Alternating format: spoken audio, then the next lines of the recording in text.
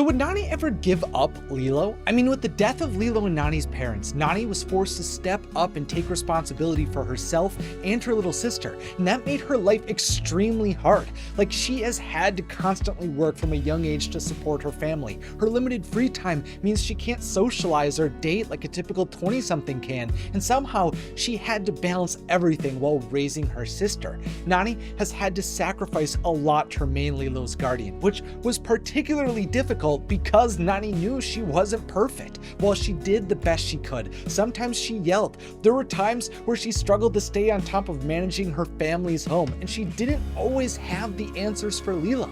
She made mistakes, but deep down she knew that Lilo was better off with her than anyone else. But when Nani reflects back on her life, do you think she will have ever wished that she gave up Lilo? Like, will she ever second guess the sacrifices she made? Will she have any resentment towards her little sister? Will Nani have any regrets? Well, by going through Nani's life, the development of her new family, and her relationship with David, I want to determine whether or not Nani was truly fulfilled in her role as Lilo's guardian and as her big sister.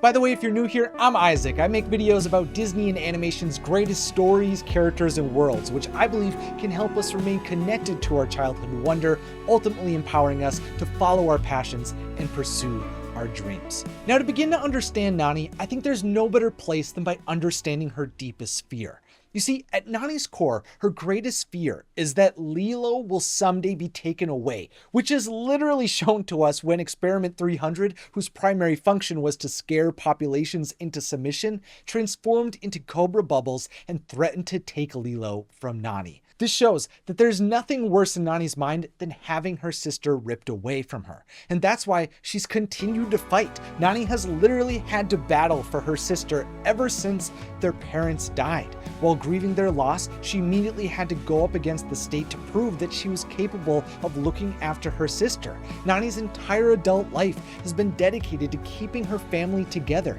And to be even more specific, she has been desperately attempting to give Lilo a good life. You see, Nani knows that Lilo needs her. She's one of the few people in the whole universe who understands her, and she's certain that Lilo will have the best chance if they are together. Lilo has a big heart, and it's been broken through loss and pain. It's difficult for her to relate to people and to fit in. Sometimes that even leads to her acting out against her bullies. And without an Ohana around her who truly accepts and loves her, Nani knew Lilo might have become lost. Now, Nani supports Lilo in common and normal ways, like when Lilo was struggling socially and wished for an angel to be her friend, Nani got Lilo Stitch. When Nani got fired and Lilo was concerned that it was her fault, Nani tried to insulate her from the reality of their situation by stating that her boss was a vampire who was trying to recruit her to his legion of the undead. I knew it. And when Lilo was feeling like she needs to prove herself through hula so that their mother would be proud of her, Nani steps in to provide Lilo with the truth. But I think Mom would be proud of you just for being you. But Nani isn't just willing to advocate for her sister's well-being, she's ready to fight for Lilo's life. I mean, she joins up with a team of aliens to save Lilo from Gantu. She's fought off experiments, and she's battled aliens to keep Lilo from danger. You stay away from my sister!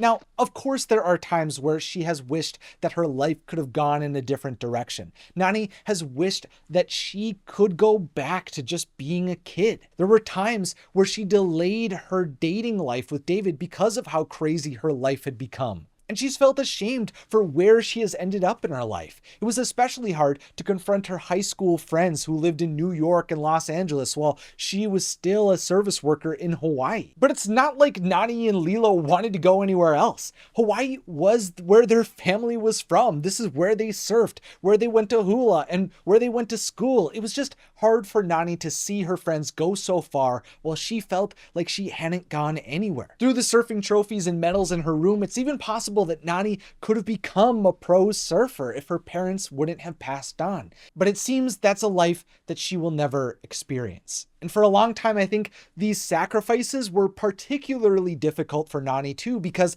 she knew no matter what she did, she could never give Lilo a traditional family and life. They were broken and unconventional through and through, and it was painful to internalize that she would never be able to fully fill the shoes left by their mother. I wish Mom were here. I'm doing the best I can. Well, it's not good enough. Don't you think I know that? But Lilo never expected Nani to be her mom. She just wanted her sister. Sure, there were times where Lilo felt like Nani didn't show up for her enough, but everyone knew that wasn't true. She's always busy working. Don't be like that, Lilo.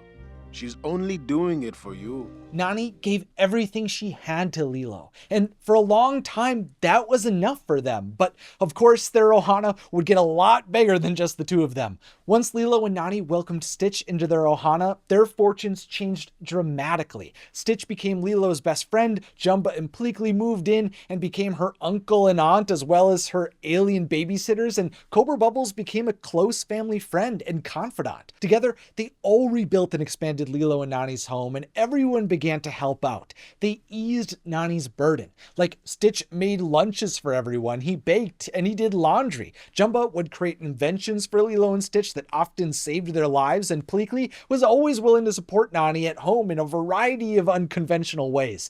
But it did take some time for Nani to fully accept Jumba and Pleakley's help. And for good reason. I mean, they did blow up her house, almost drown her sister, and they were initially going to allow Lilo to be abducted. Plus, their crazy disguises and lack of understanding of Earth culture created some uncomfortable and odd situations with local humans. But they did prove themselves over time, and Nani was able to accept that she could rely on them. You're staying home with Jumba and Pleakley. But Nani didn't just lean on Jumba and Pleakley, she saw that they were on board to be a part of their Ohana.